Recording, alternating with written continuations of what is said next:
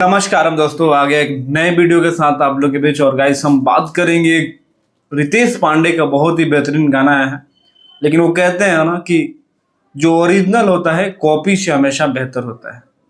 और ये गाना सेम टू सेम कॉपी है गाइस। और रितेश पांडे का इस टाइम ऐसा दौर चल रहा है कि आपको हम क्या बताएं।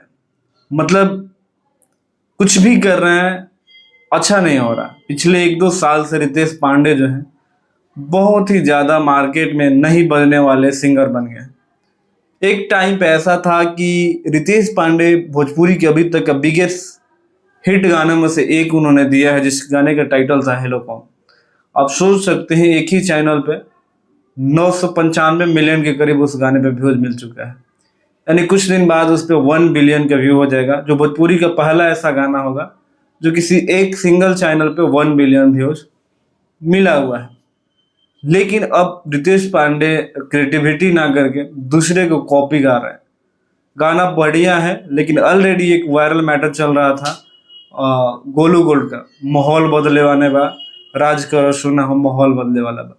और इस पे करीब हर सिंगरों का गाना आ गया। मोनू अलबेला ने उधर गा दिया कि राज करो सोना हो पुष्पा राज आओ वाला।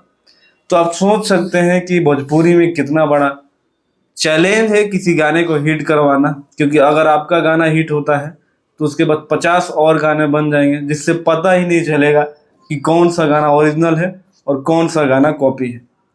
लेकिन एक बढ़िया प्रयास है रितेश पांडे का। और रितेश पांडे आपको पता ही है एक नया करने के लिए जाने जाते हैं।